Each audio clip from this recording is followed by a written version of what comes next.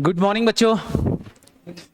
First of all very very congratulation, आप सब CA foundation पास करके एक स्टेप ऊपर आ गए, सीए इंटर। मेरा शुभकामनाएं यही रहेंगी कि सीए इंटर भी आपका फर्स्ट अटेम्प्ट में ही क्लियर हो और बोथ ग्रुप एक साथ निकले अच्छे मार्क्स के साथ, जैसे कि आप सीए फाउंडेशन में पास हुए हो। तो उसके लिए अपन पूरी मेहनत करेंगे। सबसे पहले तो बेटा मैं आपको सीए इंटर के बारे में थोड़ा सा नॉलेज दे दूं कि सीए इंटर में क्या क्या है।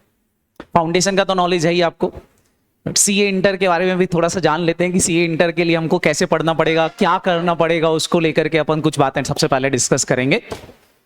बेसिकली देखा जाए तो CA inter is divided in two groups, group 1 और ग्रुप 2। सबसे पहले सुना होगा आपने, ग्रुप 1 के अंदर भी 3 सब्जेक्ट हैं, ग्रुप 2 के अंदर भी 3 सब्जेक्ट हैं, कुछ प्रैक्टिकल और कुछ थियोरेटिकल, इनका कॉम्बिनेशंस है। अब कई बच्चे सोचते हैं यार मैं ग्रुप 1 कर लेता हूं, पहले ग्रुप 2 बाद में दूंगा, या ग्रुप 2 पहले कर लेता हूं, ग्रुप 1 बाद में दूंगा। पहली बात तो बेटा अपने दिमाग में एक बात क्लियरिटी से बिठा लो, ग्रुप 1 और ग्रुप 2 दोनों का आपस में कोई लिंक नहीं है। मतलब ऐसा जरूरी नहीं है कि ग्रुप 1 पहले पढ़ना जरूरी है और फिर ग्रुप 2 पढ़ा जाए, या कॉस्टिंग पढ़ूंगा तो अकाउंट समझ में आएगा, या टैक्स पढ़ूंगा तो ऑडिट समझ में आएगा। ऐसा कोई लिंक नहीं है। आप कोई सा भी सब्जेक्ट पढ़ सकते हो, दे आर सेपरेटली। क्लियर। दूसरी, हम यहां पर हमारी स्ट्रेटजी क्या है मैं आपको पहले से बता देता हूं कि हम एक ग्रुप के लिए 3 महीने का टाइम लगता है। एक ग्रुप अगर हम प्रॉपरली पूरा पढ़ाएं तो 3 महीने में कंप्लीट होता है।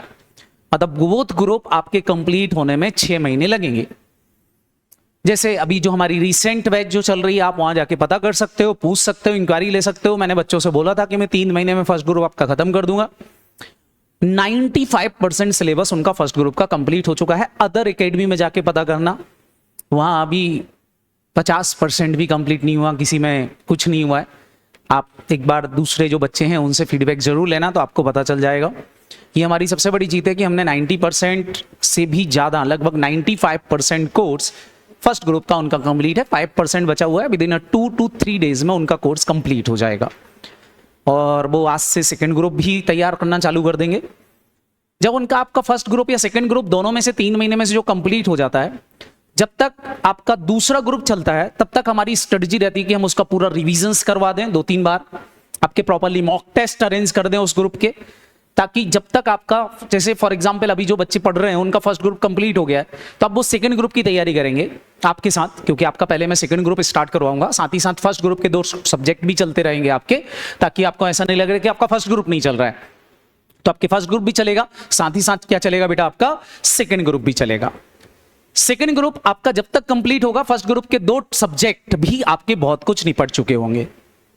तो ये आपके लिए बहुत बड़ी जीत होगी कि आपके 5 सब्जेक्ट जो हैं वो कंप्लीट हो जाएंगे।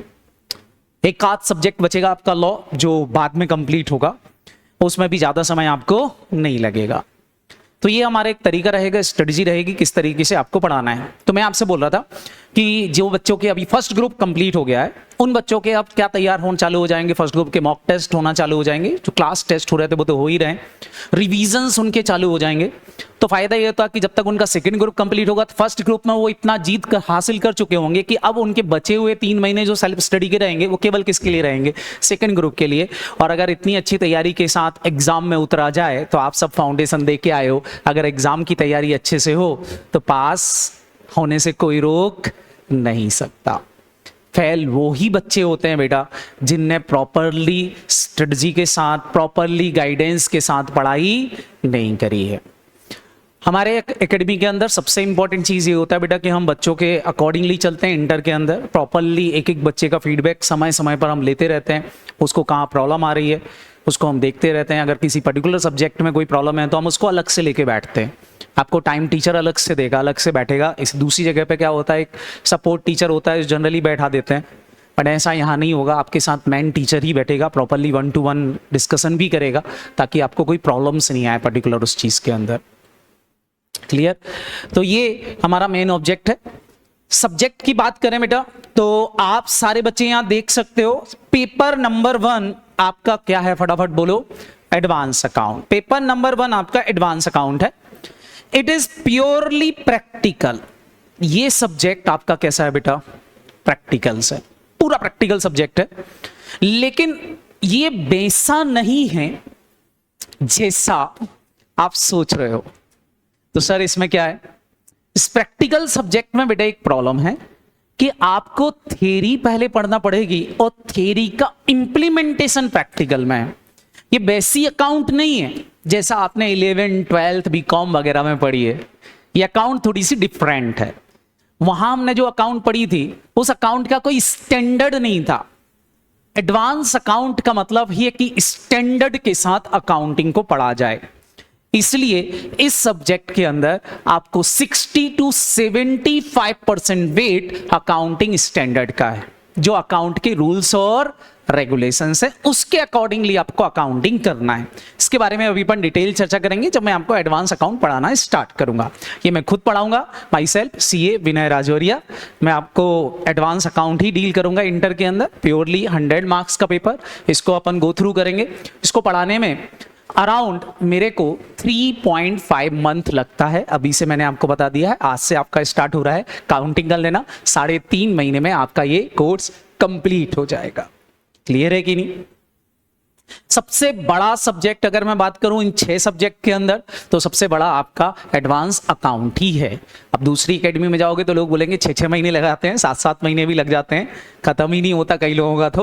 और लास्ट में वीडियो रिकॉर्डिंग दे देते हैं कि 3-4 चैप्टर वीडियो रिकॉर्डिंग कर लो। बट मैं आपको कोई वीडियो रिकॉर्डिंग नहीं दूंगा। 3.5 महीने प्योरली अपन बैठ के पढ़ेंगे। और ऐसा नहीं कि हम जल्दी जल्दी करेंगे, प्रॉपरली पढ़ेंगे, कंसेप्ट के साथ में पढ़ेंगे प्रॉपरली। चैप्टर, हर एक चैप्टर के 2 या 3 टेस्ट होते हैं। हम देख लेते हैं कि आपसे वो चैप्टर बिल्कुल कंफर्म बनने लग गया। जब तक बच्चों के मार्क्स अच्छे आना चालू नहीं होते तब तक उस चैप्टर के टेस्ट चलते रहते हैं। तो बहुत सारे टेस्ट होंगे, हफ्ते में 3 टेस्ट जो हैं वो एडवांस अकाउंट के आपको देना रहेंगे रेगुलर बेसिस पर। क्लियर है कि नहीं?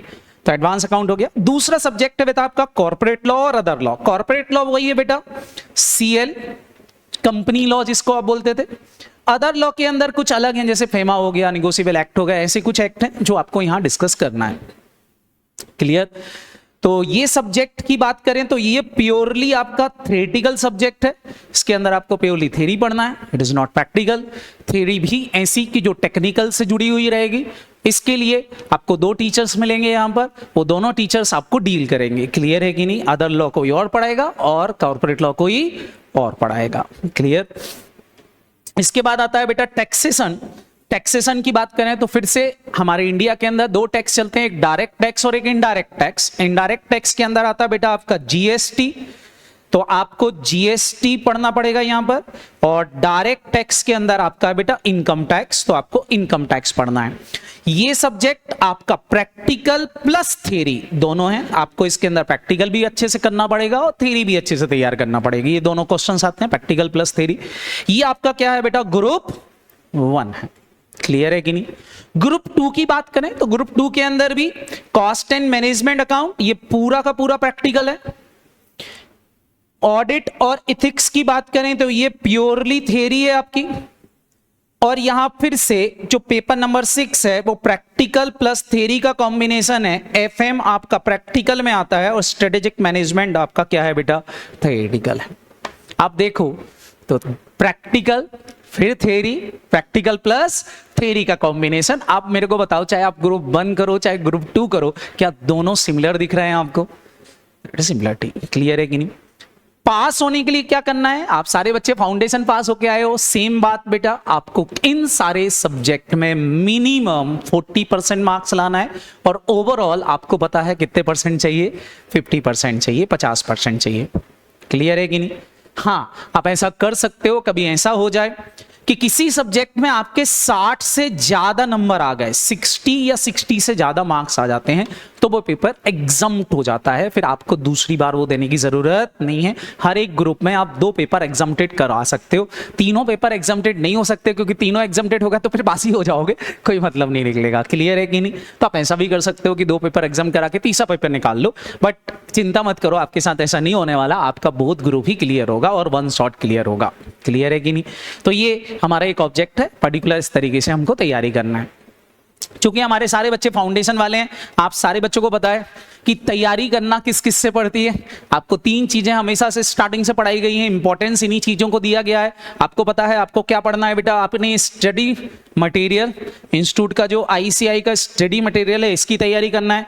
दूसरा, आपको मॉक टेस्ट पेपर एमटीपी और आरटीपी की तैयारी करना पड़ती है। इसके अलावा आरटीपी भी आपको चाहिए, और इसके अलावा आपको चाहिए बेटा एमटीपी और आरटीपी के अलावा एक प्रीवियस ईयर एग्जाम पेपर भी आपको सॉल्व करना रहेंगे। सर ये पेपर हमको क्या स्टडी मटेरियल ये सब अलग अलग करना पड़ेंगे? चिंता मत करो, आपको ऐसा कुछ करने की जरूरत नहीं है। आपको प्योरली एक ऐसी बुक मिलेगी जिस बुक के अंदर एमटीपी आरटीपी सारी की सारे प्रीवियस ईयर क्वेश्चन आपका स्टडी मटेरियल नोट्स के अंदर ही आपको मिल जाता है। तो आपको किसी भी दूसरी चीज को देखने की जरूरत नहीं है। ये देखें, ये पर्टिकुलर कुछ इस तरह से आपको प्रैक्टिस बुक आपको मिलेगी जिसके अंदर आप पर्टिकुलर प्रैक्टिस कर पाओगे चीजों का। ये देखें यहाँ पर एमटीपी लिखा हुआ है, आपको दिख रहा है कि ये क्वेश्चन एमटीपी के अंदर है, ये स्टडी मटेरियल के अंदर है, कहाँ पर है, ये सारी चीजें आपको एक साथ ही कंबाइन करके दे दूंगा। तो आपको अलग अलग चीजें खोलने की जरूरत नहीं है कि आप स्टडी मटेरियल खोल रहे हो फिर उसके बाद ये देख रहे हो फिर उसके बाद वो देख रहे हो, तो ऐसा कुछ करने की जरूरत नहीं पड़ेगी। ये आपके प्रैक्टिस के लिए रहेगा। तो प्रैक्टिस आपको मेरी बुक से ही कर लेना है, आपको दूसरी जगह कुछ करने की जरूरत नहीं है। ऐसा हर एक सब्जेक्ट में मिलेगा आपको। तीसरी इंपॉर्टेंट बात, आपको क्या करना पड़ेगा बेटा, आपको चैप्टर वाइज कॉन्सेप्ट बुक्स भी मिलेंगी। इन कॉन्सेप्ट बुक्स के अंदर आपको क्या रहता है कि आपको इस तरीके के नोट्स मिल जाते हैं जिसके अंदर आपको क्या करना रहता है कि जगह खाली रहती है तो आप वहां अपने हिसाब से फिल कर करके आंसर्स लिखते जाओ। जैसे एक पर्टिकुलर क्वेश्चन आपको मिलेगा, जैसे आप देखें तो इस तरह का एक क्वेश्चन आपको मिलता है, ये क्वेश्चन मिला तो यहाँ जगह छुटी हुई रहेगी, आप यहीं फिल कर लें, या आप चाहें तो अपनी खुद की हैंड रिटन कॉपी बनाएं। ज़्यादा बेटर तरीका तो ये होता है कि बुक मैं आपको दूंगा तो ये तो आपके लिए सपोर्टिंग रहेगी, बट प्रॉब्लम ये रहता है कि जब किसी दूसरे के नोट से पढ़ो तो मज़ा नहीं आता, लेकिन आप खुद के हैंड रिटन नोट से पढ़ते हो तो चीज़ें जल्दी हो जाती हैं। तो मेरा ऑब्जेक्ट यही रहता है कि आप प्रॉपरली हैंड रिटन नोट्स बनाएं, बट ये सारी चीज़ें आपको हैंड रिटन मेरे हाथ की लिखी हुई भी आपको मिलेंगी जो कॉन्सेप्ट क्लियरिटी के लिए रहेंगी कि आप इससे आप क्या कर सकते हो, अपने कॉन्सेप्ट को क्लियर कर सकते हो। बात समझ में आई कि नहीं? तो ये तो हो गया बेटा हमारा क्या सिलेबस से रिलेटेड बातें कि हमको क्या क्या कैसे कैसे पढ़ना है।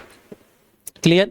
मैंने आपको पहले ही बता दिया है कि पहले बेटा आपका सेकंड ग्रुप चलेगा, फर्स्ट ग्रुप के 2 सब्जेक्ट चलेंगे, एक आपका डीटी और दूसरा कौन सा है एडवांस, ताकि प्रैक्टिकल आपका खत्म हो जाए। थ्योरेटिकल जो है 2 चीजें बच जाएंगी आपकी, एक आईडीटी और लॉ जो आपका बाद में चालू होगा सेकंड ग्रुप कंप्लीट होने के बाद। क्लियर? हाँ, लॉ का भी अदर लॉ आपका अभी चालू हो जाएगा, अदर लॉ भी आपका साथ में चालू हो जाएगा। तो कुछ सब्जेक्ट ऐसे हैं जो आपके प्रॉपर्ली चालू हो जाएंगे। अच्छा, ये सब्जेक्ट आपको ज़्यादा टाइम नहीं लगेंगे, जैसे एडवांस अकाउंट केवल 1 घंटे ही चलेगा। बेसिकली जब आपका सेकंड ग्रुप खत्म हो जाएगा तो फिर मैं 3-3 घंटे एडवांस अकाउंट लूंगा, बट अभी 1-1 घंटे ही चलेगा। बाकी सब्जेक्ट आपके 2-2, 2.5-2.5, 3-3 घंटे चलेंगे, जिससे प्रॉपरली टाइमली वो चीज़ें कंप्लीट हो जाएं। क्लियर है कि नहीं? हमारा कंप्लीशन टाइम जो मैं आपसे बोल रहा हूँ वो फिक्स रहेगा कि आपके 3 महीने के अंदर आपका सेकंड ग्रुप कंप्लीट और 3 महीने के अंदर आपका फर्स्ट ग्रुप कंप्लीट। टोटल मिला के 6 मंथ लगते हैं जिसमें आपका पूरा सिलेबस कंप्लीट हो जाएगा। क्लियर?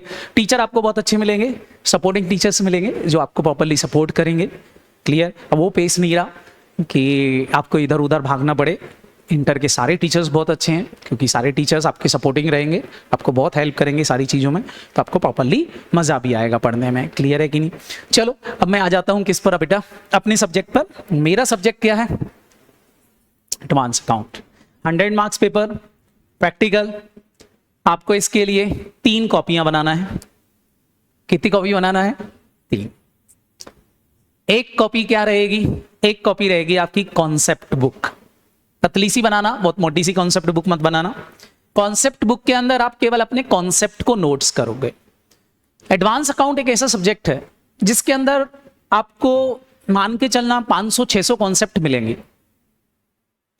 अगर आपने प्रॉपरली उनको नहीं लिखा और प्रॉपरली उनको बार बार रिवाइज नहीं किया तो ह्यूमन टेंडेंसी है बेटा, इतनी सारी चीजें एक साथ याद रख पाना संभव नहीं होता। आप सारे बच्चों को पता है कि जब हम पहली बार पढ़ते हैं तो हमारे अनकॉन्शियस माइंड के अंदर वो चीज स्टोर होती है। जब हम दूसरी बार रिवीजन करते हैं तो अनकॉन्शियस माइंड से कॉन्शियस माइंड की साइड पहुंचने के लिए उसको 2 या 3 रिवीजन्स की जरूरत पड़ती है। जब आप 3 रिवीजन्स पढ़ते हो तब जाके वो यहां से निकल कर यहां आती है। तीसरे रिवीजन के बाद जब वो यहां पहुंच जाती है तो उसके बाद फिर वो वापस से मंथली या फिर 2 मंथली रिवीजन्स बार बार मांगती कि यार उन चीजों को एक बार और पढ़ लो, तो वो चीज यहां पड़ी रहती है और एक बार इस माइंड में पहुंच गई तो फिर वो एग्जाम तक याद रहेगी। तो कॉन्सेप्ट बुक आपका हेल्प करती है कि आप जिन चीजों को लिख रहे हो, तो पहले तो यहां थी, यहां से यहां तक पहुंचाने में जो कॉपी आपकी हेल्प करेगी वो रहेगी कॉन्सेप्ट कॉपी। तो आपको एक कॉन्सेप्ट कॉपी बनाना है, हालांकि कॉन्सेप्ट बुक भी मैं दूंगा, बट वो बुक में आपको उन बच्चों के लिए रहते हैं जो एकदम आलसी टट्टू होते हैं, उनके लिए है कि नहीं नहीं मैं तो अपनी बनाऊंगा ही नहीं, आप ही दे दो सब, तो मैं उनके लिए देता हूं। बट जो अच्छे बच्चे होते हैं मैं उनसे बोलता हूं कि आप अपनी खुद की बनाओ, उसी में लिख लो, उसी बुक के अंदर लिख लो, क्योंकि उसके बुक के अंदर भी पेजेस होते हैं, आप उसी में भी लिख सकते हो। बट मेरा ऑब्जेक्ट होता है कि आप अपने खुद हैंड रिटन नोट्स बनाओ, वो जो बनते हैं वो ज्यादा अच्छे बनते हैं। क्लियर है कि नहीं? दूसरी चीज, सेकेंड पॉइंट अगर मैं बात करूं तो सेकंड कॉपी आपकी रहेगी बेटा जिसके अंदर आपको क्लास वर्क के क्वेश्चन सॉल्व करना है, जो क्लास के अंदर सॉल्व कराऊंगा। और थर्ड कॉपी आपकी प्रैक्टिस कॉपी रहेगी जिसमें आप PYQ प्रीवियस ईयर क्वेश्चन या जो मैंने आपसे बोला था प्रैक्टिकल बुक जो मैं आपको दूंगा, वो प्रैक्टिकल बुक आप सॉल्व करो। उसके अंदर उस कॉपी के अंदर कैसे भी सॉल्व करो, कैसी भी राइटिंग लिखो, कोई दिक्कत नहीं है। दो चीजें अच्छी बनना चाहिए आपकी, कॉन्सेप्ट कॉपी और क्लास वर्क कॉपी, जिसके अंदर प्रॉपरली सॉल्व हो। क्लियर है कि नहीं? और इसमें मैं लास्ट में जिनकी बच्चों की कॉपी बहुत अच्छी बनती है उनको मोनेटाइज भी करता हूं। जिनकी कॉपी सबसे अच्छी रहेगी उसको अराउंड 10,000 रुपीज का इनाम भी रहता है कि कॉपी दिखाओ और 10,000 रुपये लेके जाओ। तो उनकी कॉपी मैं बच्चों को दिखाता भी हूं कि देखो बच्चे ने कितने प्रॉपरली बनाई है और कितना फोकसली बनाई गई है। तो आप प्रॉपरली कॉपी बनाएं ताकि आपके लिए बहुत अच्छा रहे। ठीक है, तो 3 कॉपियां रखना है, समझ में आ गया? अच्छा, 3 कॉपी में आपकी जो प्रैक्टिस कॉपी रहेगी वो 3 नहीं कम से कम 6-7 भर जाएंगी, क्योंकि मैं इतना प्रैक्टिस करवाऊंगा कि आपकी 6-7 कॉपियां हो जाएंगी। बट उसमें से 2 कॉपी आप ऐसी जरूर रखना, एक आपकी कॉन्सेप्ट बुक और एक क्लास वर्क बुक जो प्रॉपरली मेंटेन हो। क्लियर है कि नहीं? चल, तो ये तो 3 बुक हो गई जो आपको बनाना है। नोट्स आपको मिलेंगे तो 3 बुक्स मिलेंगी बेटा अलग अलग। कुछ अकाउंटिंग स्टैंडर्ड ऐसे रहेंगे जो केवल असेट से रिलेटेड रहेंगे, कुछ अकाउंटिंग स्टैंडर्ड ऐसे होंगे जो लाइबिलिटी और एक्सपेंसेस से रिलेटेड होंगे, और कुछ अदर चैप्टर हैं उनके लिए आपको बुक मिलेगी। तो कुल मिला के कितनी बुक्स मिलेंगी आपको? 3, और 2 प्रैक्टिस बुक मिलेंगी। ऐसा टोटल मिला के 5 बुक्स आपको मिलेंगी केवल अकाउंटिंग स्टैंडर्ड की जो नोट्स मिलेंगे। क्लियर है कि नहीं? ये फाउंडेशन नहीं है कि आपको यहाँ पर चीजें वही मिलेंगी जो 11th-12th में पढ़ा था, मजा आ रहा था 11th-12th जैसी बहुत सारी चीजें रिवाइज हो रही थी। आपको हर चीज न्यू नवेली मिलेगी, कुछ भी पुराना नहीं मिलने वाला है। समझ में आया कि नहीं? क्लियर? अगर मैं बात करूं तो एडवांस अकाउंट को मैं 3 पार्ट में डिवाइड करता हूं। 3 पार्ट में इंस्टीट्यूट ने डिवाइड किया हुआ है। पहला पार्ट जो सबसे ज्यादा इंपॉर्टेंट है, मैं आपसे पहले ही बोल चुका हूं, वो क्या है बेटा? Accounting standard. So very very important part, 70 number का पेपर अकाउंटिंग स्टैंडर्ड में से आता है। दूसरा पार्ट है बेटा आपका कंपनी अकाउंट, और तीसरा पार्ट एक सेपरेट है जो आपने बचपन में सिंगल एंट्री पढ़ा होगा थोड़ा बहुत फाउंडेशन में, उससे मिलता जुलता है, वो है आपका ब्रांच अकाउंटिंग। कौन सा है बेटा? Branch accounting. तो 3 पार्ट में पूरा एडवांस अकाउंट को डिवाइड करता हूं। इसमें ऑब्जेक्ट अगर आप पढ़ो तो इंस्टीट्यूट क्या सिखाना चाहता है, अगर देखो बेटा कोई भी आप जब स्टडी मटेरियल उठाओ तो स्टडी मटेरियल के ऊपर इंस्टीट्यूट ऑब्जेक्ट लिखता है कि भाई ये सब्जेक्ट आपको क्यों पढ़ाया जा रहा है, उस सब्जेक्ट का ऑब्जेक्ट लिखता है। अगर आप देखो तो इसके अंदर उन्होंने साफ साफ लिखा है कि भैया हम ऐसा काबिल बना रहे हैं लोगों को जिससे वो स्पेसिफिक अकाउंटिंग स्टैंडर्ड को समझ सकें और समझकर फाइनेंशियल स्टेटमेंट में उसका यूज कर सकें। मतलब इंस्टीट्यूट ने साफ साफ बोला है कि भैया मेरा ऑब्जेक्ट एक ही है, तुमको क्या पढ़ाना बेटा? अकाउंटिंग स्टैंडर्ड पढ़ाना। एक ही ऑब्जेक्ट है, अकाउंटिंग स्टैंडर्ड पढ़ाना, इसके अलावा कोई दूसरा ऑब्जेक्ट नहीं। समझ में आया कि नहीं?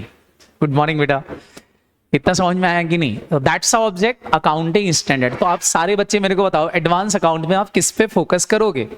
जब इंस्टीट्यूट बोल रहा है कि अकाउंटिंग स्टैंडर्ड पढ़ाना ऑब्जेक्ट है, तो पेपर में भी क्या नजर आएंगे आपको? अकाउंटिंग स्टैंडर्ड ही नजर आएंगे। जैसे अगर मैं बोलूं इस बार जो पेपर हुआ था, इस बार के पेपर में भी 80% क्वेश्चन अकाउंटिंग स्टैंडर्ड के थे।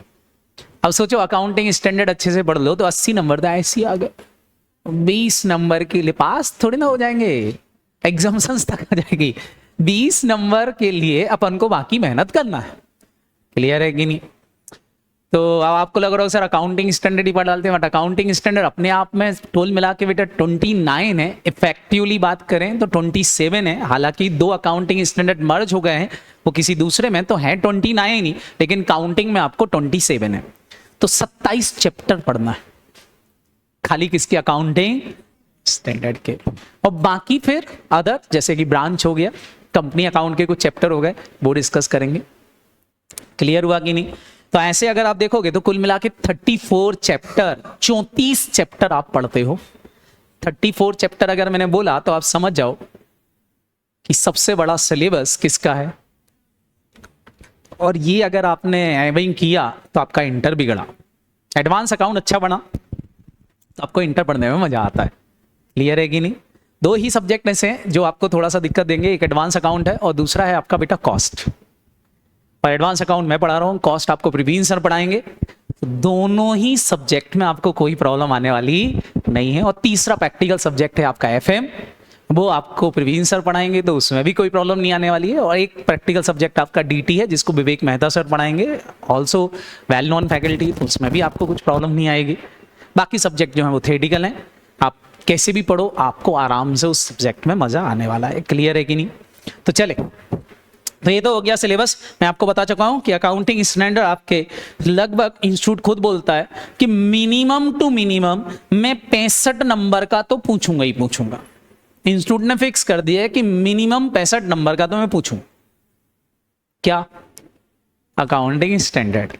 उसके बाद ये सारे अकाउंटिंग स्टैंडर्ड है, देखें कुछ असेट से रिलेटेड हैं, कुछ डिस्क्लोजर से रिलेटेड हैं, कुछ लाइबिलिटी से रिलेटेड हैं, कुछ रेवेन्यू से रिलेटेड हैं, कुछ अदर ही हैं, कुछ कंसोलिडेशन से रिलेटेड हैं। ये सारे अकाउंटिंग स्टैंडर्ड है जो आपको पढ़ना है डिटेल के अंदर। इसके बाद अगर मैं बात करूं दूसरा, तो सेकंड कंटेंट जो मैं आपसे बोल रहा था, कंपनी अकाउंट। कौन सा अकाउंट बेटा? कंपनी अकाउंट में कुछ नहीं बेटा, कंपनी अकाउंट में बेसिकली आपको 3 चैप्टर पढ़ना है। एक पढ़ना है बेटा फाइनल अकाउंट। कंपनी का क्या? फटाफट बोलो। Final account. फाइनल अकाउंट मतलब कंपनी की बैलेंस शीट और कंपनी का प्रॉफिट एंड लॉस अकाउंट बनाना सीखना। साथ ही साथ इसमें दूसरा एक अलग से टॉपिक है बायबैक। क्या है बेटा? बायबैक। और तीसरा है बेटा reconstruction of company. Reconstruction of company मतलब बीमार कंपनी को सही करना, मतलब आपको डॉक्टरी करना है।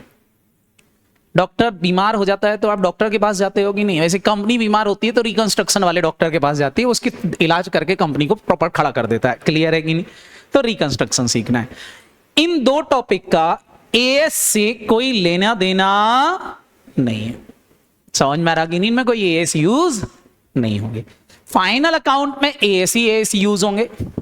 कई टीचर क्या करते हैं, फाइनल अकाउंट पहले पढ़ाते हैं, बट मेरा ऑब्जेक्ट होता है पहले एएस पढ़ लो फिर फाइनल अकाउंट पढ़ो। तो फाइनल अकाउंट पढ़ने में आपको मजा आएगा क्योंकि एएस को आप यूज कर पाओगे, क्योंकि ऑब्जेक्ट क्या है? एएस का फाइनल अकाउंट में यूज करना। अब मेरे को ये बताओ, अगर मैं तुमको सीधे फाइनल अकाउंट पढ़ाऊं, एएस पढ़ाऊं नहीं, तो फिर तुम क्या यूज करोगे? सीधा सीधा पहले क्या पढ़ना चाहिए बेटा? एएस। अब एएस पढ़ने के बाद फिर मैं आपको फाइनल अकाउंट पढ़ाऊंगा तो आप उसको यूटिलाइज कर पाओगे, तो रियल लाइफ से आप जुड़ पाओगे। क्लियर है कि नहीं? तो पहला ऑब्जेक्ट हमारा ये रहेगा कि हम सबसे पहले अकाउंटिंग स्टैंडर्ड डील करेंगे। क्लियर? तो ये भी अगर वेटेज बात की जाए तो 35 नंबर में इसके भी क्वेश्चंस पूछे जाते हैं मिनिमम। सारे बच्चे ध्यान रखना, इसमें सबसे ज्यादा इंपॉर्टेंट होता है कंपनी का फाइनल अकाउंट, ये एग्जाम में बहुत पूछा जाएगा। बायबैक आपका ज्यादा नहीं, 6 नंबर का आता है, और रिकंस्ट्रक्शन आपका 14 नंबर का आता है। तो कुल मिला के देखा जाए तो 20, 6 और ये भी आपका कितने नंबर का आता है बेटा? 14 नंबर का आता है। क्लियर है कि नहीं? तो कुछ इस तरीके से आपसे पूछे जाएंगे। कभी कभी बायबैक ज्यादा नंबर का भी पूछ लेते हैं, कम का भी पूछ लेते हैं, बट ये मैक्सिमम मार्क है। कंपनी इसमें से कम भी कर देती है। जैसे इस अटेम्प्ट में बात करें तो कंपनी ने खाली फाइनल अकाउंट पूछा था और कंपनी ने एक रिकंस्ट्रक्शन का क्वेश्चन पूछा था। क्या ये समझ में आया कि नहीं? तो डिपेंड ऑन सिचुएशन कंपनी को क्या पूछना है। क्लियर है कि नहीं? तो ये आपका कंपनी अकाउंट है। और लास्ट जो मैंने आंसर बोला था वो क्या है बेटा, आपका ब्रांच अकाउंटिंग। ब्रांच अकाउंटिंग में ज्यादा कुछ नहीं बेटा, मैक्सिमम वेट की बात करें तो 10 नंबर, मिनिमम 6 नंबर। इंस्टीट्यूट का कोई भरोसा नहीं, जनरली वो इनके वेटेज को कम करके एएस ज्यादा पूछ लेती है। क्लियर है कि नहीं? तो ये इंस्टीट्यूट ने जो वेट दिए हैं वो है। तो देयर आर सब्जेक्ट जो आपको डिस्कस करना है। क्लियर है कि नहीं? चलो, तो अभी आज से जो हम स्टार्ट करने वाले हैं हमारा बेसिक नॉलेज। अच्छा, सबसे पहले बेटा मैं आपको कुछ बेसिक पढ़ाऊंगा, जैसे असेट की डेफिनेशन, लाइबिलिटी की डेफिनेशन। आपको लग रहा होगा सर ये तो सब हमको आती है। जो आपने डेफिनेशंस पढ़ी थी वो टेक्निकल नहीं थी, आपको एक बेसिक डेफिनेशन आती है। जैसे मैं पूछूं असेट्स क्या होती है, तो आप बोलोगे सर जो दिख रहा है वो सब असेट है, बिल्डिंग फर्नीचर सब असेट है। बट बेसिकली हमको कुछ टेक्निकल पढ़ना है। क्यों? क्योंकि हम अकाउंटिंग स्टैंडर्ड पढ़ने वाले हैं। Accounting standard is a technical language. उस टेक्निकल लैंग्वेज को कैसे सरल करना है उसमें आपको सबसे पहले इन सबकी डेफिनेशंस वगैरह डिस्कस करूंगा। क्लियर है कि नहीं? तो स्टार्ट हम यहीं से कर रहे हैं, किससे? अकाउंटिंग स्टैंडर्ड से। तो चलो निकालो अपनी अपनी कॉपी और यहां से अपन स्टार्ट करेंगे किसकी बेटा? अकाउंटिंग स्टैंडर्ड से। तो चलो भाई स्टार्ट करते हैं अकाउंटिंग स्टैंडर्ड। सारे बच्चे मैं लाइन से चलूंगा, सबसे पहले आपको अकाउंटिंग स्टैंडर्ड 1 डील करूंगा, फिर 2 डील करूंगा। क्लियर है कि नहीं? और फिर उसके बाद कुछ एक प्रैक्टिकल सब्जेक्ट उठाऊंगा। थोड़ा सा हम मिक्सअप करके पढ़ते हुए चलेंगे ताकि आप बोर नहीं हो और इंटरेस्ट के साथ में अकाउंटिंग पढ़ पाओ। क्लियर है कि नहीं? चलें तो स्टार्ट करें अकाउंटिंग स्टैंडर्ड। अकाउंटिंग स्टैंडर्ड क्या है, सबसे पहले इसकी बात करते हैं। बेटा स्टैंडर्ड, हर एक चीज का स्टैंडर्ड होना जरूरी है। मेरे को बताओ, क्या अपने इंडिया के अंदर ऐसा कोई लॉ है कि कपड़े कैसे पहनना है? ऐसा कोई लॉ है क्या कि ये वाला कपड़ा आप नहीं पहन सकते, ये वाला नहीं पहन सकते? ऐसा कोई लॉ है क्या? क्या हम कुछ भी पहन सकते हैं? अच्छा, लोग कुछ भी पहनते हैं तो लोग कैसे भी दिखते हैं। समझ में आ रहा कि नहीं? आप कुछ भी मत पहनो, उसमें भी कोई दिक्कत नहीं है लोगों को। क्लियर है कि नहीं? तो इंपॉर्टेंट इज दैट पत्ते अत्ते चिपका के आ जाओ, उसमें कोई दिक्कत नहीं है। लेकिन कल को मान लो लॉ बना दिया जाए कि इंडियंस जो हैं वो इस तरह के कपड़े पहनेंगे। जैसे आपके लिए पेस एकेडमी में रूल बना दिया गया कि भैया आपको टी शर्ट्स पहन के आना है। तो मेरे को बताओ, सारे पेस एकेडमी के बच्चे एक जैसे दिखते हैं कि नहीं? लेकिन इससे फायदा क्या होता है बेटा? इससे ऊंच नीच खत्म होती है। कोई बड़ा आदमी अगर आपके साथ बैठा हुआ है और एक गरीब आदमी का बच्चा बैठा हुआ है तो उसके कपड़े और उसके कपड़े में डिफरेंस दिखता है। लेकिन यूनिफॉर्म होने का फायदा क्या होता है? चाहे वो बड़ा आदमी का बच्चा हो, चाहे वो गरीब आदमी का बच्चा हो, बताओ कैसे दिखेंगे? सेम दिखते हैं। तो यूनिफॉर्म इसके लिए होता है। कल को इंडिया के अंदर भी इक्विलिटी लाने के लिए मान लो मोदी जी एक लॉ ले आए कि आज से इंडिया वाले ये ही पहनेंगे, तो सारे बच्चे बताओ क्या फिर पूरे इंडिया के कपड़े एक जैसे हो जाएंगे? फिर कोई डिफरेंट रहेगा क्या? फिर ये जो लोग कपड़ों पे खर्चा करते हैं वो खर्चा बच जाएगा लोगों का। बढ़िया है, यही पहनना है, कोई टेंशन ही नहीं। क्या आपको नहीं लगता चीजों को सिमिलर लाने के लिए कोई रूल्स और रेगुलेशंस बनाना जरूरी है? क्लियर है कि नहीं? सर चीजें सिमिलर होने से फायदा क्या होता है? चीजें सिमिलर होने से चीजों को कंपटीशन जैसी चीजें अपने आप जनरेट होने लगती, आप उनको कंपैरिजंस कर पाते हो। क्या कर पाते हो बेटा? कंपैरिजंस कर पाते हो। जैसे फॉर एग्जांपल घर के अंदर आपको चिली पनीर बनता है, मेरे को बताओ चिली पनीर ये भी बना है, ये भी बना है, ये भी बना है, तीनों के हाथ का बनाया हुआ चिली पनीर सेम रहेगा कि अलग अलग रहेगा? क्या तीनों का स्वाद अलग रहेगा? कहलाएगा चीनी पनीर लेकिन स्वाद अलग रहेगा। लेकिन सारे बच्चे बताओ कल को खाने पर भी एक स्टैंडर्ड ला दिया जाए तो कि चिली पनीर में इतना कंटेंट पनीर जाना चाहिए, इतना कंटेंट मसाले जाना चाहिए, तो क्या सबके हाथ का बना हुआ एक जैसा हो जाएगा? बोलो है ना? तो मेन ऑब्जेक्ट अकाउंटिंग स्टैंडर्ड लाने का यही है बेटा, सिमिलरिटी लाना, चीजें एक जैसी बने। अब सोचो अकाउंटिंग आप भी कर रहे हो, अकाउंटिंग ये भी कर रहे हैं, अकाउंटिंग ये भी कर रहे हैं। आपने अकाउंटिंग पढ़ी है फाउंडेशन के अंदर, डेप्रिसिएशन की बात कर लो। डेप्रिसिएशन पर ये सम ऑफ ईयर डिजिट मेथड लगा रही, ये WDV लगा रहे, ये SLM लगा रहा है, ये कोई डबल डिक्लाइनिंग बैलेंस मेथड लगा रहा है, ये इंश्योरेंस पॉलिसी मेथड लगा रहा है, वो सिंकिंग फंड मेथड लगाते हैं। सारे बच्चे बताओ डेप्रिसिएशन की ढेर मेथड है।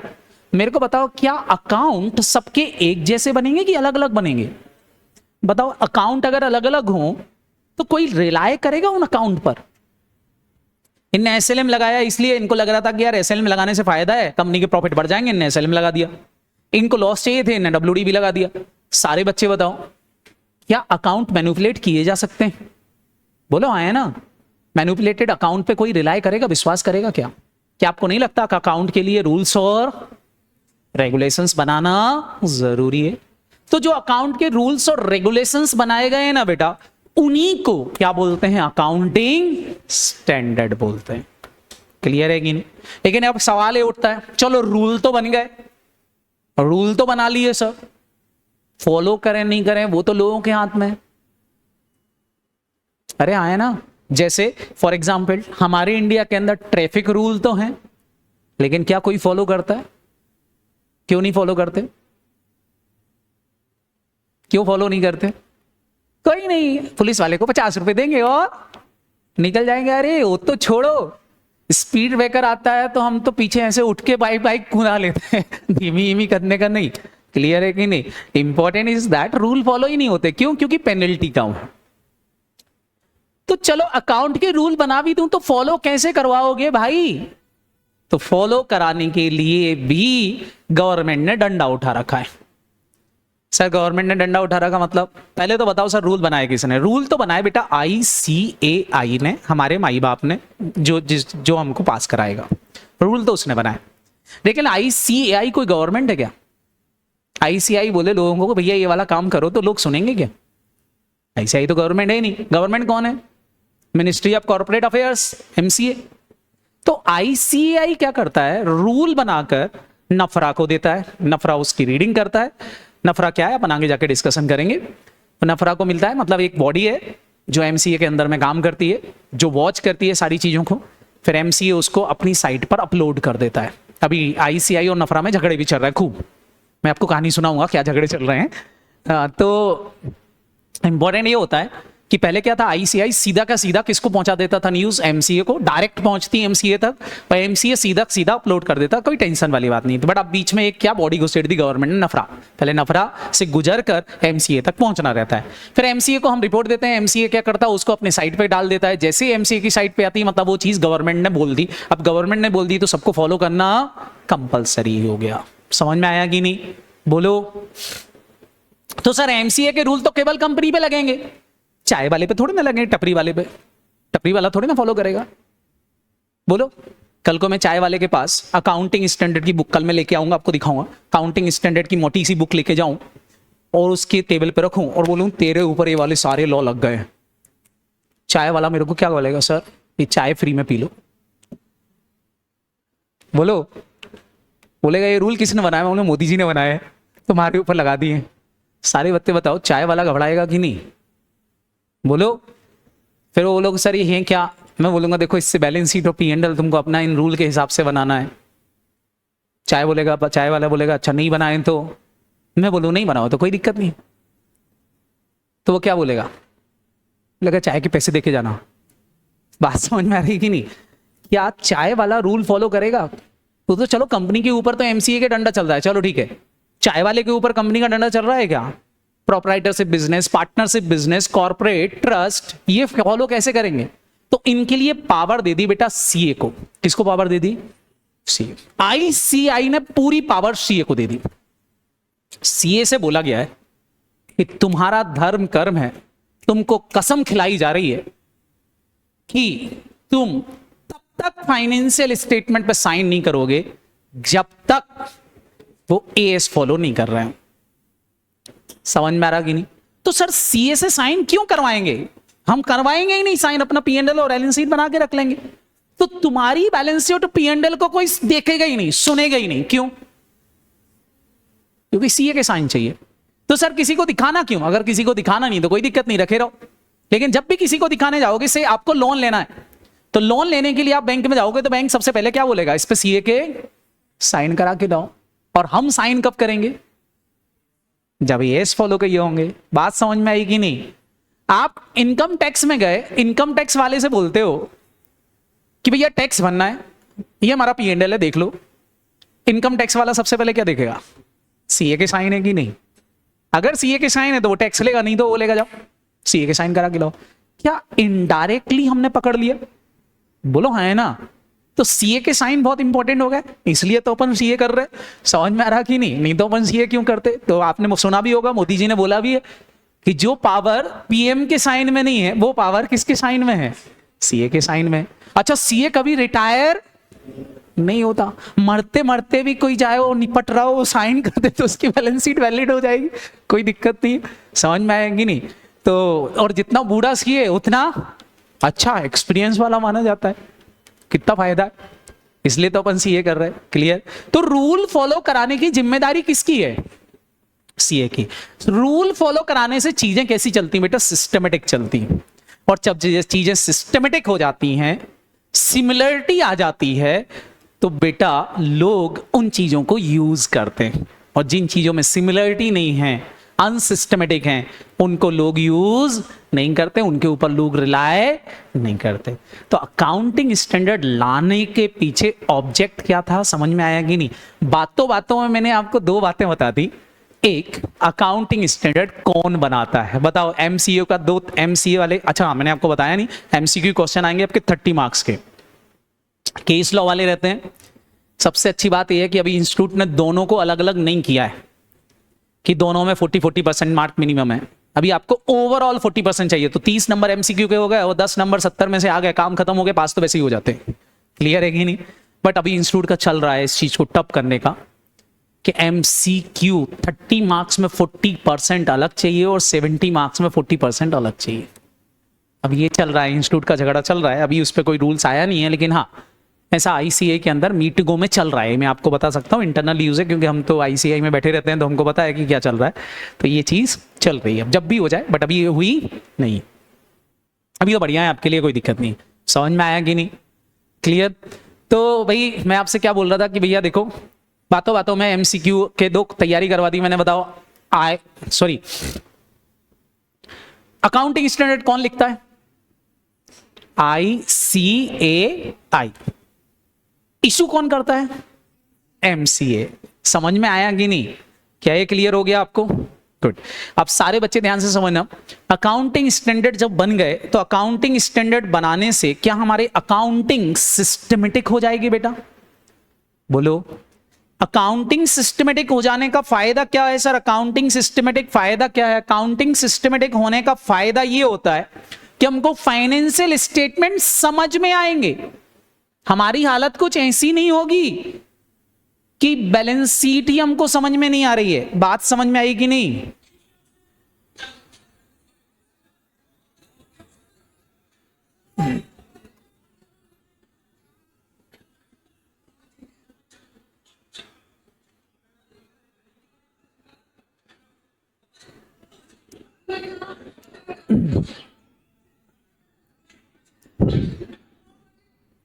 तो हमारी बैलेंस शीट की हालत ऐसी नहीं रहती।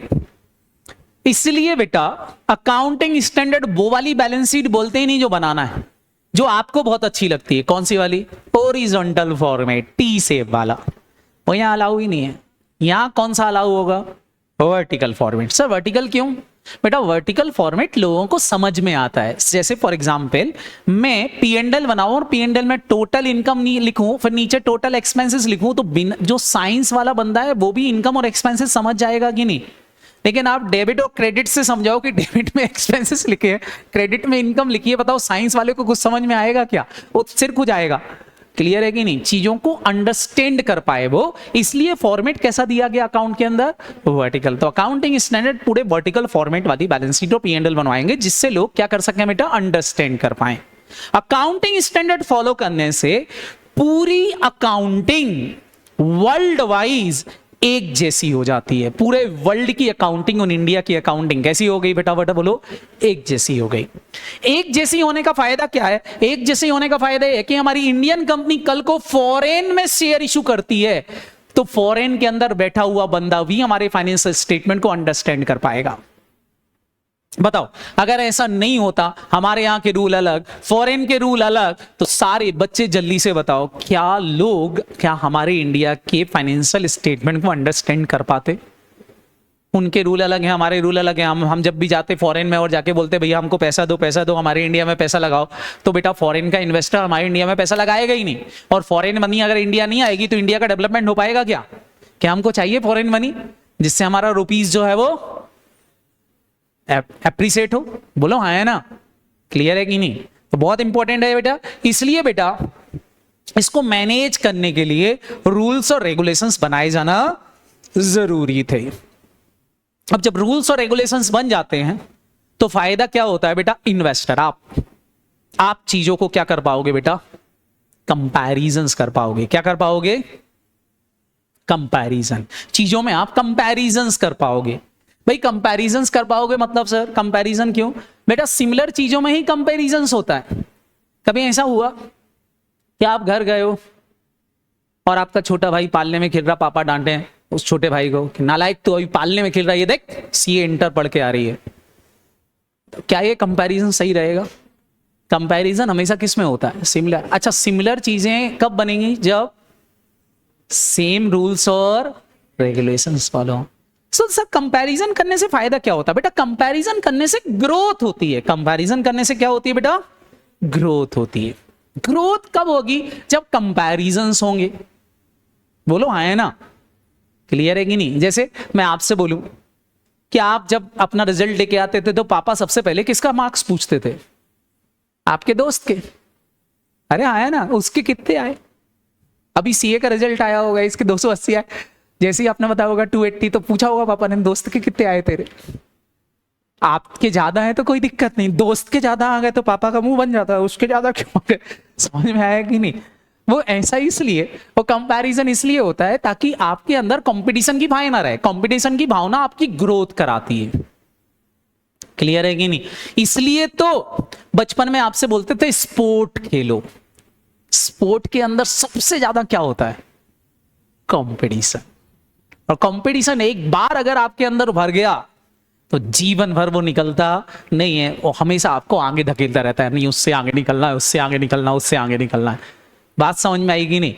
तो दैट्स इंपॉर्टेंट बेटा। ग्रोथ हमको क्या कराती है बेटा, कंपैरिजन। कंपैरिजन से ग्रोथ होती है। क्लियर है कि नहीं? तो फायदा होता है, इसलिए जरूरी है। अब सारे बच्चे बताओ, अगर मैं अकाउंटिंग स्टैंडर्ड की डेफिनेशंस बनाना चाहूं। अच्छा ये तो समझ में आया अकाउंटिंग स्टैंडर्ड क्यों आए, क्यों, ताकि चीजें क्या हो, similar.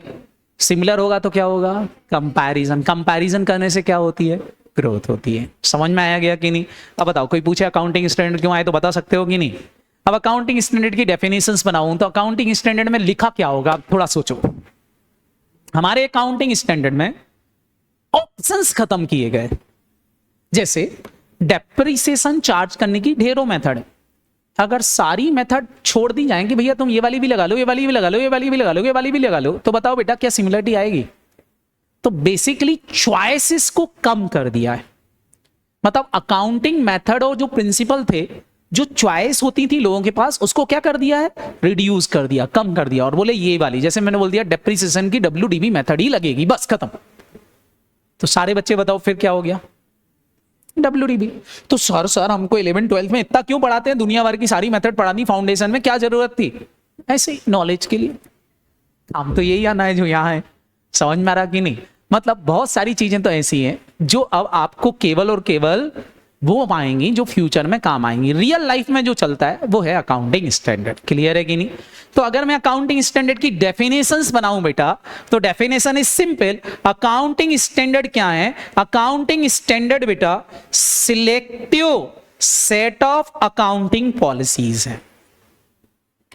Selective set of accounting policies हैं, या बोर्ड गाइडलाइंस हैं, या क्या है, फटाफट बोलो, बोर्ड गाइडलाइंस हैं, जो बहुत सारी अल्टरनेटिव मेथड में से चूज करके बनाई गई। उसको हम क्या बोलेंगे, फटाफट बोलो, अकाउंटिंग स्टैंडर्ड। तो अब ये डेफिनेशन अपनी कॉपी में नोट डाउन कर लो, ताकि आपसे कोई पूछे कि अकाउंटिंग स्टैंडर्ड क्या होते हैं, तो आप सिंपल सी बात बोलना, अकाउंटिंग स्टैंडर्ड वो मेथड ऑफ पॉलिसीज हैं, या गाइडलाइंस हैं, या प्रिंसिपल्स हैं, जो बहुत सारे अल्टरनेटिव में से सिलेक्ट करके बताएंगे कि ये वाली सबसे अच्छी है, ये वाली फॉलो करो। समझ में आया कि नहीं? बताओ, बहुत सारे अल्टरनेटिव में से यही चूज करके डाली गई, इसका ऑब्जेक्ट सारे बच्चों को समझ में आ गया होगा, बताओ क्यों? इसका ऑब्जेक्ट समझ में आ गया होगा, बताओ क्यों?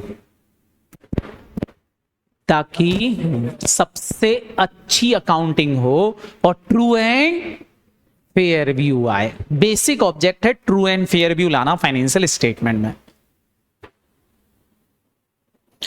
तो बच्चों समझ में आया कि नहीं?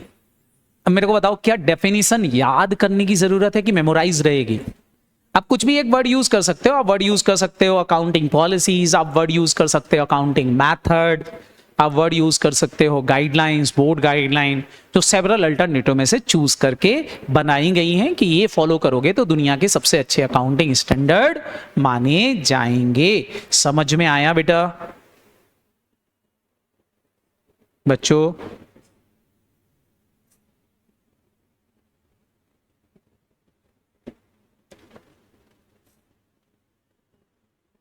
क्लियर है बेटा?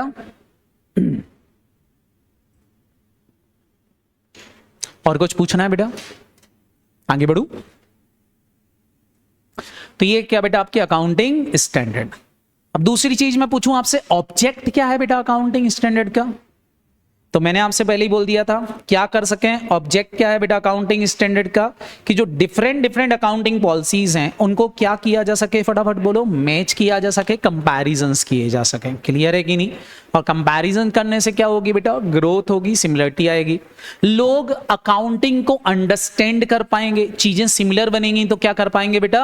अंडरस्टैंड कर पाएंगे, लोग उस चीज को समझ पाएंगे कि ये चीज क्या है, लोगों को समझ में आएगी, नहीं तो लोगों को समझ में नहीं आएगी। क्लियर है कि नहीं? ट्रू एंड फेयर व्यू आए, ट्रू एंड फेयर व्यू आए, तो ट्रू एंड फेयर व्यू लाना भी बहुत इंपॉर्टेंट है। तो they are object of accounting standard. कोई पूछता है आपसे ऑब्जेक्ट क्या है, तो डिफरेंट डिफरेंट अकाउंटिंग पॉलिसी को मैच कराना,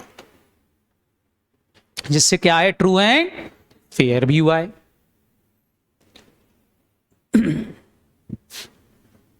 समझ में आया बच्चों?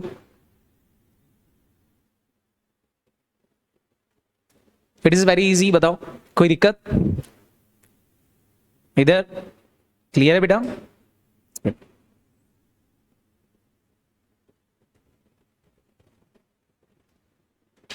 हटाओ बेटा इसको। दूसरी चीज अगर मैं बात करूं बेटा, अकाउंटिंग स्टैंडर्ड डील क्या करते हैं? What is the deal of accounting standard? Accounting standard में क्या बताएंगे? चलो आप मेरे को बताओ, अकाउंटिंग में आपको क्या क्या बताना पड़ता है? किसी चीज की अकाउंटिंग करना है, किस चीज की जरूरत पड़ती? सबसे पहले तो क्या? जर्नल एंट्री, ये ट्रांजैक्शन को कैसे रिकॉर्ड करना है। तो अकाउंटिंग स्टैंडर्ड आपको सबसे पहले ये डील करता है रिकॉग्नाइजेशन। क्या डील करता है? जोर से बोलो। कि किसी भी चीज को, किसी भी इवेंट को, किसी भी ट्रांजैक्शन को बुक्स ऑफ अकाउंट में कैसे रिकॉग्नाइज किया जाएगा, मतलब जर्नल एंट्री कैसे पास होगी। याद रहेगा कि नहीं? तो नोट डाउन कर लो। चार बातें डील करते हैं बेटा अकाउंटिंग स्टैंडर्ड। मतलब जब भी मैं एएस पढ़ाऊंगा तो हर एक एएस में चार बातें पढ़ाया करूंगा। क्लियर है कि नहीं? रिकॉग्नाइजेशन ऑफ इवेंट और ट्रांजैक्शन। जैसे असेट रिलेटेड अकाउंटिंग पढ़ाऊंगा तो उसमें बताऊंगा असेट की अकाउंटिंग कैसे होती है, असेट को डेबिट करना है, क्रेडिट करना है, कैसे अकाउंट फॉर करना है। क्लियर है कि नहीं? तो सबसे पहली चीज जो बताता है, डील करता है अकाउंटिंग स्टैंडर्ड, वो क्या है बेटा? Recognisation of transaction. क्या डील करता है? जोर से बोलो। Recognition of transaction. ट्रांजैक्शन को कैसे रिकॉग्नाइज किया जाएगा। रिकॉग्नाइज करने का मतलब समझ में आ गया कि नहीं? बोलो। रिकॉर्ड करना। क्लियर? इसमें दो चीजें, कौन सी तारीख या डेट पे रिकॉर्ड करना है ये भी बताता है, कैसे रिकॉर्ड करना है ये भी बताता है। समझ में? टाइम और अकाउंटिंग, टाइम और काउंटिंग, इसको क्या बोलोगे? रिकॉग्नाइजेशन। सो टाइम और अकाउंटिंग में क्या है? बहुत बड़ा फर्क है बेटा। जैसे फॉर एग्जांपल मैं आपसे बोलूं, मैंने अपनी गर्लफ्रेंड को ये मोबाइल गिफ्ट कर दिया आज। आपसे मैं सिर्फ क्वेश्चन पूछ रहा हूं बस। मैंने मोबाइल गिफ्ट कर दिया आज, डॉक्यूमेंटेशन तैयार किए 25 दिन बाद, और ऑनरशिप का पेपर उसको 25 दिन बाद दिया। मोबाइल की एंट्री मेरी गर्लफ्रेंड की बुक्स में या मेरी बुक्स में कब होगी? जब मैंने गिफ्ट दिया था तब, जब डॉक्यूमेंटेशन ऑनरशिप ट्रांसफर हुई तब। जोर से बोलो। जब मैंने मोबाइल दिया था तभी, कि जब ऑनरशिप ट्रांसफर करने का इनवाइस बना के उसको दिया था तब। क्लियर है कि नहीं? तो ये टाइम कौन बताएगा? Accounting standard. जर्नल एंट्री क्या पास होगी वो तो बताएगा, साथ ही साथ टाइम भी बताएगा। क्लियर है कि नहीं?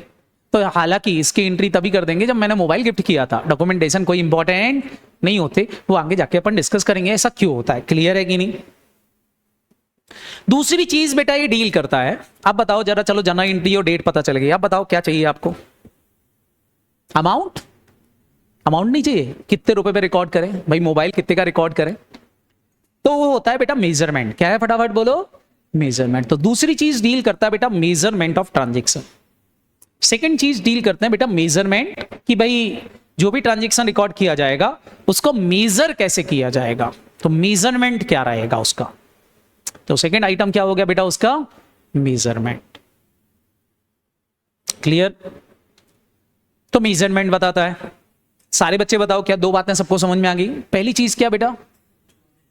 दूसरी चीज क्या है? मेजरमेंट। मेजरमेंट मतलब इसकी कॉस्ट कैसे निकालेंगे, क्या क्या जोड़ेंगे भाई, लाने का खर्चा भी जोड़ेंगे क्या, टैक्सेस भी जोड़ेंगे क्या, समझ में आ रहा कि नहीं? क्या जोड़ना है और क्या नहीं जोड़ना है, ट्रेड डिस्काउंट का क्या होगा, कैश डिस्काउंट का क्या होगा, ये सब कौन बताएगा? Accounting standard. समझ में? मेजरमेंट सिखाता है। तीसरी चीज बहुत इंपॉर्टेंट है, तीसरी चीज बेटा, फिर इसको हम जब लिख लेते हैं बुक्स ऑफ अकाउंट में, मेजर कर लिया, जर्नल एंट्री डाल दी, फिर हम ट्रायल बैलेंस में लिखते हैं, ट्रायल बैलेंस के बाद क्या बनाते हैं? Final account. तो फाइनल अकाउंट में प्रेजेंटेशन कहाँ देना है, फिक्स असेट में लिखना है, करंट असेट्स में लिखना है, करंट लायबिलिटी में लिखना है, कहाँ लिखना है, कौन से हेड सब हेड में डालना है, मतलब प्रेजेंटेशन बताता है। क्या बताता है चीजों का बेटा? प्रेजेंटेशन। की बैलेंस शीट में किस हेड में आएंगे, कैपिटल वाले हेड में आएंगे, नॉन करेंट वाले हेड में आएंगे, प्रेजेंटेशंस भी बताएगा कि बैलेंस शीट में उसको किस स्थान पर किस जगह पे लिखना है, पी एंड एल में लिखना है तो पी एंड एल में कौन से हेड में लिखना है, ये सारी बातें कौन बताएगा बेटा? अकाउंटिंग स्टैंडर्ड बताता है। तो आपको प्रेजेंटेशन भी बताता है। प्रेजेंटेशन भी अच्छा होना था कि लोग उसको अंडरस्टैंड कर पाए। कई बार ऐसा होता है प्रेजेंटेशन अच्छा हो तो लोग समझ पाते हैं क्लियर की चीज क्या है। बोलो हाँ है ना? खराब चीज को भी अच्छे से प्रेजेंट कर दिया जाए ना, जैसे फॉर एग्जाम्पल तुमने देखा हो कि किसी किसी की कंटेंट उतने अच्छे नहीं रहते, राइटिंग बहुत अच्छी होती है, सारे बच्चे बताओ क्या उसको मार्क्स मिल जाते हैं? बोलो। और किसी किसी के कंटेंट बहुत अच्छे होते हैं लेकिन राइटिंग अच्छी नहीं होती, तो भी चेक करने वाले का दिमाग खराब हो जाता है, वो क्या करता है? मार्क्स काट लेता है। क्लियर है कि नहीं? प्रेजेंटेशन मायने रखता है कि नहीं? तो प्रेजेंटेशन जिससे लोग अंडरस्टैंड कर पाए चीजों को। क्लियर है कि नहीं? और लास्ट सबसे ज्यादा इंपॉर्टेंट है एडिशनल डिस्क्लोजर। कौन सी चीज बेटा? Additional disclosure. बैलेंस शीट में लिखने के अलावा कुछ एडिशनल डिस्क्लोजर भी रिक्वायर्ड होते हैं। मतलब सर, मतलब ये जैसे फॉर एग्जाम्पल मैं आपको फोटो दिखाऊं और बोलो शादी कर लो, अच्छी है, घर भी अच्छा है, और आपने शादी कर ली, डिस्क्लोजर नहीं लिए, एडिशनल बातें पता नहीं करी, तो आपके साथ भी ऐसी घटनाएं घटित हो सकती हैं।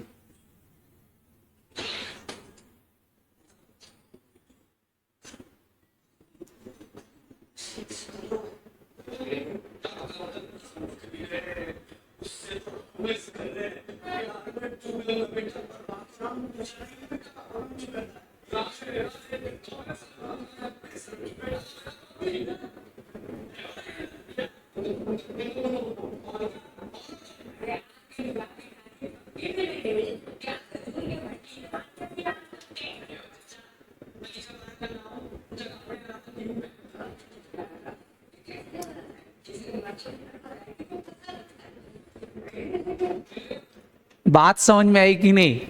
अब मेरे को ये बताओ, अगर आपको बाद में पता चले कि उसके 10-12 एक्स थे तो दिक्कत में आ जाओगे कि नहीं? पहले क्या करना चाहिए बताओ? डिस्क्लोजर मतलब आगे आगे पीछे भी पूछ लेना चाहिए कि नहीं? रिसर्च कर लेना चाहिए कि नहीं? क्या आपको नहीं लगता एडिशनल डिस्क्लोजर रिक्वायर्ड होते हैं? आपने एनुअल रिपोर्ट देखी होगी, वो इतनी मोटी बनती है। देखी कंपनी की एनुअल रिपोर्ट्स? बेसिकली मैं आपको पूरी एनुअल रिपोर्ट पढ़ाऊंगा, जब एएस पूरा पढ़ा दूंगा ना तो एक पूरी एनुअल रिपोर्ट समझाऊंगा कि रियल लाइफ में उसमें क्या क्या लिखा जाता है, कैसे लिखा जाता है, ताकि आप एनुअल रिपोर्ट को अंडरस्टैंड कर पाओ। क्लियर है कि नहीं? तो एनुअल रिपोर्ट में होता क्या है अगर मैं पूछूं आपसे? तो एनुअल रिपोर्ट में बेटा सिंपल सी चीजें होती हैं। क्या? Additional disclosure. ढेर डिस्क्लोजर होते हैं। जैसे कंपनी की शेयर कैपिटल लिखी है, तो share capital 5 crore balance sheet में दिख रही है, पर उस शेयर कैपिटल में किस किसने पैसा लगाया, किसका कितना परसेंट होल्डिंग है, बात समझ में आ रही कि नहीं? क्या ये भी डिस्क्लोजर रिक्वायर्ड नहीं है? उस शेयर कैपिटल के बदले में पैसा आया था कि कोई असेट आई थी, ये बताना भी जरूरी है कि नहीं। मतलब कुछ ऐसी चीजें होती हैं जो बैलेंस शीट के अंदर नहीं आती, बैलेंस शीट के बाहर फुट नोट में दिखाई जाती हैं, उन्हीं को बोलते हैं बेटा डिस्क्लोजर। क्या बोलते हैं उनको? डिस्क्लोजर। क्लियर है कि नहीं? तो कौन कौन सी बातें और डिस्क्लोज करना पड़ेंगी वो भी जरूरी है। जैसे फॉर एग्जांपल मैं आपसे बोलूं बैलेंस शीट में कार दिख रही है 50 लाख की, आपने कार देखी 50 लाख की और क्या सोचा यार सर के पास बढ़िया कार होगी, 50 लाख की दिख रही है तो अच्छी कार होगी। बाद में आप घर आए तो पता चला कि 50 नैनो खड़ी हुई हैं, तो आपका दिमाग खराब हो गया। समझ में आया कि नहीं? क्या आपको नहीं लगता कि मैं नीचे लिख भी दूं कि नैनो है? बोलो। क्योंकि कंपनी बैलेंस शीट में ये थोड़ी ना लिखती कि आईफोन खरीदा, वो तो लिखेगी मोबाइल फोन है। लेकिन क्या क्वालिटी भी बताना जरूरी है? तो बैलेंस शीट के अंदर तो नहीं बता सकते, लेकिन बैलेंस शीट के बाहर बता सकते हो, तो उसको बोलते हैं बेटा डिस्क्लोजर। क्या बोलते हैं उसको? डिस्क्लोजर। समझ में आया कि नहीं? और लास्ट और इंपॉर्टेंट चीज, अकाउंटिंग स्टैंडर्ड आने के कुछ डिसएडवांटेज भी हैं। हमेशा चीजें अच्छी अच्छी हो ये जरूरी नहीं है, कभी कभी किसी किसी चीज के कुछ नुकसान भी होते हैं। बताओ इसके क्या नुकसान है? तो इसने क्या किया बेटा? चॉइसेस कम कर दी। अरे हाँ है ना, क्या कर दी? चॉइसेस कम कर दी। क्लियर है कि नहीं? कई बार ऐसा होता है कि हमको लॉ को भी ओवरराइड करना पड़ता है, और लॉ को ओवरराइड करने के कुछ रूल्स होते हैं। कई जगह ऐसा भी पढ़ाऊंगा अकाउंटिंग स्टैंडर्ड के लॉ भाड़ में गया, अकाउंटिंग स्टैंडर्ड फॉलो करेंगे अपन। तो अकाउंटिंग स्टैंडर्ड मतलब इनकम टैक्स वाले गए तेल लेने, अपन अपने हिसाब से अकाउंटिंग करेंगे, तो कई बार लॉ को भी ओवरराइड करना पड़ता है। समझ में आ रहा कि नहीं? फैसिलिटीज जो है कंपैरिजन की देता तो है, लेकिन कई जगह पर हमको क्या होता है कि चूंकि एक से ज्यादा ऑप्शंस मिल जाते हैं, तो कई जगह पर आपको कंपैरिजन करने में भी प्रॉब्लम आएगी। जैसे फॉर एग्जांपल मैं बोल दूं डेप्रिसिएशन एसएलएम ही लगा सकते हो, डब्ल्यूडीबी भी लगा सकते हो, तो फिर ऑप्शन है तो फिर बेटा कंपैरिजन में दिक्कत आ जाएगी कि नहीं? तो कई जगह ऐसा होगा कि आपको दिक्कत आएगी कंपैरिजंस में। क्लियर है कि नहीं?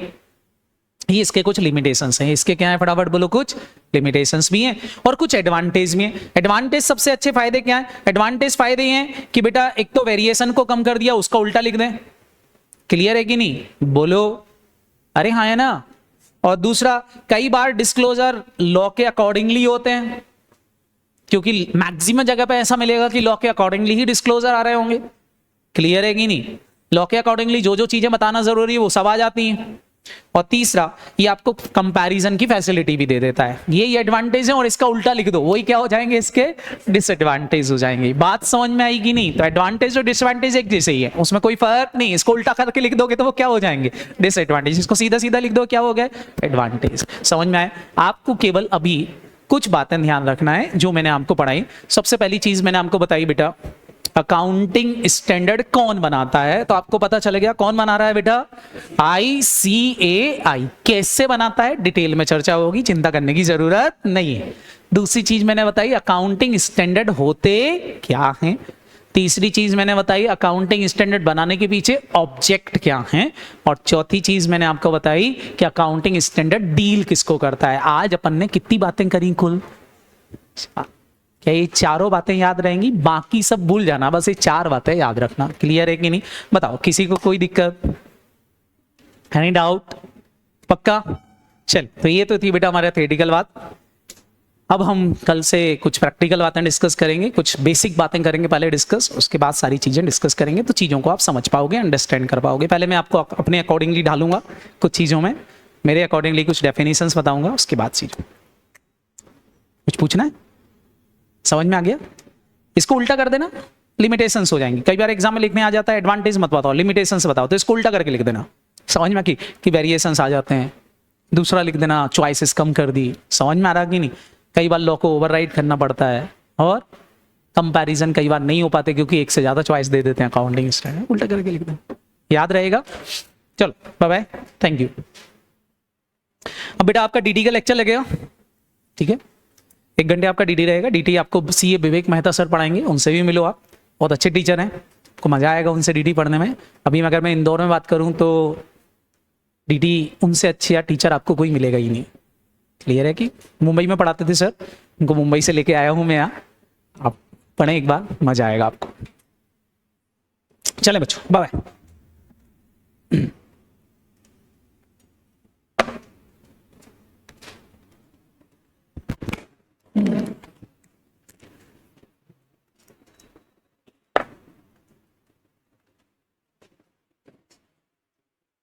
आप लोग सब बेटा ऑफलाइन थे कि ऑनलाइन थे टेस्ट पे? ऑफलाइन ही थे सब। ऑफलाइन करने का फायदा ये रहेगा बेटा, आपको कोई बैकलॉग्स नहीं रहते, तो ज्यादा बेटर रहेगा कि हम ऑफलाइन ही रहें। कल मिलते हैं बच्चों, बाय बाय।